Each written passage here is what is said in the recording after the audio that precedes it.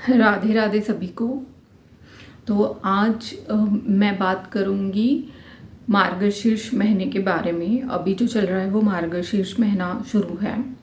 जैसे कि हमारे हिंदू परंपरा में, हिंदू धर्म में जो शास्त्र में, पंचांग में महीने बताए गए हैं, ये हम बचपन में स्कूल में भी पढ़ते हैं। अगर आपने हिंदी सब्जेक्ट जो है विषय पढ़ा हो तो उसमें भी बताया गया है।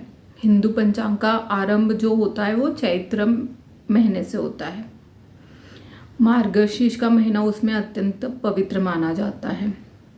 मार्गशीर्ष का जो महीना है वो हिंदू पंचांग का 9वां महीना माना जाता है। 9वां महीना है वो, जैसे चैत्र हो गया, वैशाख हो गया, ज्येष्ठ, आषाढ़, श्रावण, भाद्रपद, आश्विन, कार्तिक और फिर आएगा मार्गशीर्ष।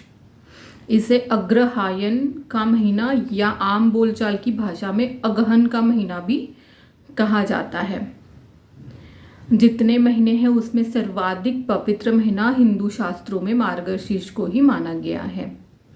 मार्गशीर्ष का महीना इतना ज़्यादा पवित्र है कि भगवान कहते हैं कि महीनों में मैं मार्गशीर्ष हूँ। जैसे श्री कृष्ण जी ने अर्जुन जी को जब गीता सुनाई थी, वो भी इसी महीने में सुनाई थी। और उनका ये कहना रहा कि जो महीने हैं, महीनों में भगवान श्री कृष्ण कहते हैं कि मैं मार्गशीर्ष का महीना हूँ। तो ये महीना इतना पवित्र है। ऐसा माना जाता है कि इसी महीने से सतयुग का भी आरंभ हुआ था। इस महीने को जप, तप और ध्यान के लिए सर्वोत्तम मानते हैं।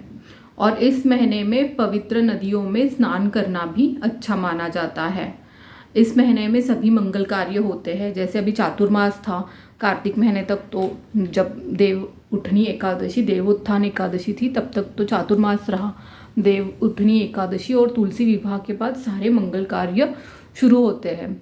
जैसे विवाह हो गया, गृहारंभ हो गया, जो भी मंगल कार्य है वो हम लोग तुलसी विवाह के बाद या देवोत्थान एकादशी के बाद करते हैं। क्योंकि चातुर्मास में, क्योंकि भगवान विष्णु शयन में होते हैं, तो इसीलिए हम जो मंगल कार्य है वो वर्जित करते हैं। इस महीने में भगवान कृष्ण की उपासना करनी चाहिए और हरि नाम संकीर्तन करने से पापों से मुक्ति मिलती है।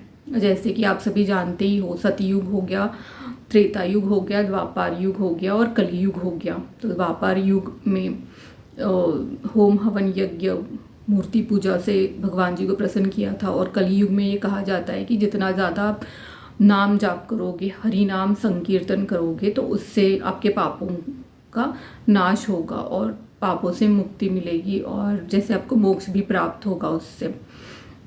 कलयुग में कर्मकांड भी बहुत ज़्यादा ज़रूरी है। कर्मकांड, होम हवन यज्ञ करना भी ज़रूरी है, मूर्ति पूजा भी ज़रूरी है। पर जैसे अभी द्वापर से हम कलयुग की तरफ जा रहे हैं, तो कलयुग में सबसे ज़्यादा महत्व जो है वो हरि नाम संकीर्तन को दिया गया है। अब जैसे खाने पीने की बात करें तो इस महीने में आपको स्निग्ध पदार्थ खाना चाहिए। ये खाना सर्वोत्तम होता है।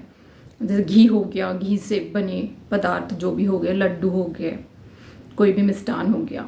और जीरे का सेवन इस महीने में कम करना चाहिए, क्योंकि जीरा ठंडा होता है और ठंड इस महीने से ज़्यादा बढ़ती है।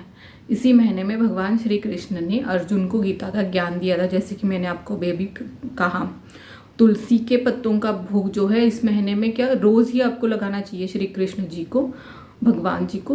तो इस महीने में तो लगाना ही चाहिए। तो ये कुछ बातें थी मार्गशीर्ष महीने के बारे में। और ये सारी जो धार्मिक बातें हैं वो हिंदू धर्म में, शास्त्रों में भी बताई गई है। अभी वृंदावन जाने का योग आया था मुझे और वहाँ पे मैंने यमुना स्नान किया, यमुना जी के दर्शन किए, यमुना पूजन करने का मुझे सौभाग्य प्राप्त हुआ। तो इस महीने में आपको भी नदियों में जाके, पवित्र नदियों में स्नान करने का उचित मौका है, करना चाहिए।